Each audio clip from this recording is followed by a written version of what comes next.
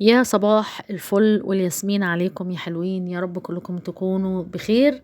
فيديو النهاردة فيديو كده هوت يعني روتين وفضفضة واللي هو ما قدامناش غيره يعني. المهم النهارده روتين كده صغنطوطي كده هوت، قلت بقى كنت جايبه يا ولاد ايه في فيديو المشتريات من فتح الله، لقيت في اكياس قهوه سريعه التحضير. رحت رايحه جايباها، الكيس كان ب2 جنيه. قلت اما اشوف بتتعمل ازاي يا عم الحاج. قالك تحطها وتحط عليها السكر، وانا حطيت معلقتين لبن بودرة وتعملهم على معلش مكالمات بقى، وتعملهم سريع التحضير كده هوت. فعملت القهوة وشربتها. طبعا لازم تظبطي دماغك اول حاجة. وكنت جايبة قهوة اسمها ابن سليمان زي ما انتم شايفين. قلت بقى افضي حاجتي المشتريات اللي انا كنت جايباها. معلش انا اسفه لازعاجكم، بس طبعا ايه يعني هنعمل ايه، ماشي. اللبن البودره بقى قلت افضيه وافضي حاجتي واخلص حالي وكده اهو. وفي نفس الوقت المشتريات الواحد بيبقى جايبها. انا طبعا بدأت دلوقتي اعمل فيديوهات فيها نوع من انواع الافكار، يعني ادي افكار للناس. لو واحده مثلا عايزه توفر في بيتها تعمل ايه. حبيت قوي النوعيه ديت من الفيديوهات حتى لو ما حدش بيتفرج عليا يعني. انا بعملها من باب ان انا برضو لعل وعسى افيد حد، لان فعلا احنا دلوقتي في مرحله الدنيا فيها ضيقه قوي قوي قوي يا معلم. فكفايه قوي كده، والميه سخنه قوي قوي يا عمو. فاحنا عايزين ايه؟ نخفف شويه من حده الغلا. فبدأت أعمل فيديوهات اللي هو إيه، أنزل أشتري حاجات من السوق وأعرض الأسعار. وفي نفس الوقت أجيب ورقة وقلم كده مع ست البيت، ورقة وقلم يا ست الكل، وأقعد أقول مثلا النهاردة هناكل كذا، الأسبوع ده كذا، الميزانية مثلا ميزانية أسبوع ب250، ب 300، ب 400. يعني بحاول ان انا ادي افكار للناس. وايه الحاجة المنتج اللي ممكن يقعد معايا كتير، ايه حاجات الفطار اللي ممكن اجيبها وتقعد معايا وقت اطول.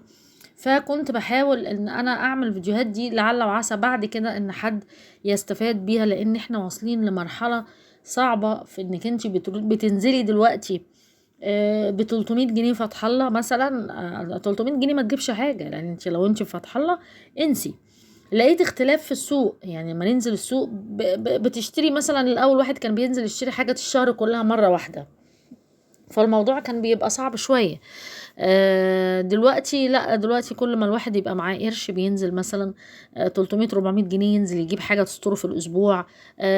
مثلا يعني فتح الله ده نخلي الحاجات اللي هي زي اللي هي السوسيس، اللي هي الفراخ البانيه، اللي هي الناجتس.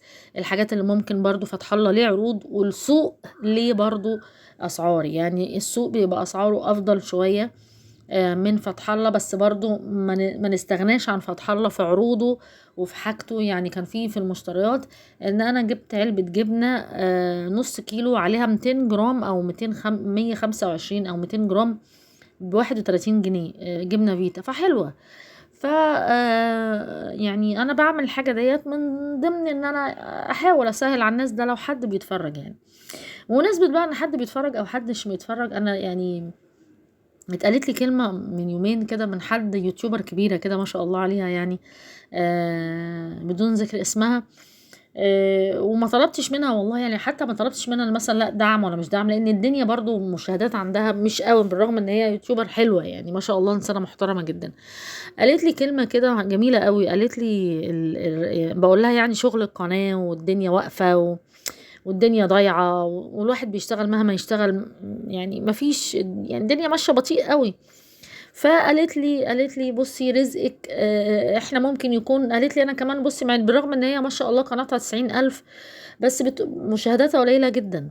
فبتقول لي احنا مش قادرين نتخلى عن اخلاقنا وعن طباعنا وعن عاداتنا. قلت لها فعلا يعني الواحد ولا بتاع ان هو يطلع مثلا يصور بطريقة مش حلوة او يصور فضايحه، او مثلا زي الناس اليوتيوبر اللي بيطلعوا يقولوا لك انا جوزي عمل وجوزي خلى وحماتي ضربتني وحماية قال لي.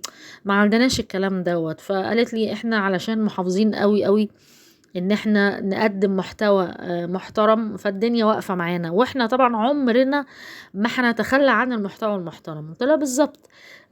لكن انا عن نفسي انا بحب اصور، قلت لها انا بحب اصور قوي، يعني ما انا مش بتاعه اللي هو مثلا ايه، انا ممكن اغيب يوم يومين ما صورش ما اعملش، ما بشتغلش زي الاول. الاول كنت كل يوم فيديو، بس يجي لي وقت انا خلاص انا حبيت التصوير. قالت لي بالظبط انتي بتصوري عشان حابه التصوير، وفي نفس الوقت ممكن يكون ربنا مش كاتب لنا رزق في اليوتيوب. يعني انت ممكن يكون رزقك مثلا صحة، ممكن يكون رزقك ستر، ممكن يكون رزقك زوج صالح، ممكن يكون رزقك اب بيدعيلك، ام بتدعيلك، اخ بيقف جنبك او بيحبك، صاحبة غالية بتحبك. رزقك ان ربنا يكرمك يدي لولادك الصحة يا رب، امين يا رب العالمين، ويشفي كل مريض، امين يا رب. ف كلمتها عجبتني قوي، يعني فكرتني ان انا مرة فعلا قلت الكلمة دي، قلت ان ممكن يكون ربنا مش كاتب لي رزق، يعني اليوتيوب مش هو ده رزقك، وكله خير. فالواحد بيعمل اللي عليه اولا، وفي نفس الوقت ما بقاش عندي عارفين انتوا الشغف اللي هو انا عايزه اشتغل. لا انا انزل فيديو كل يوم علشان يجي لي رزق. انا الفيديو مش شغال، ما جاليش مشاهدات. يعني انا في فيديوهات اعملها كبيري لو مثلا عمل حاجه وخمسين مشاهده في يومين، يا اطلع السما واقول الله ده انا جات لي حاجه وخمسين مشاهده، في حين ان في ناس تانية ما شاء الله بتنزل فيديو بيجي لها مشاهدات بالقد كده والقد كده.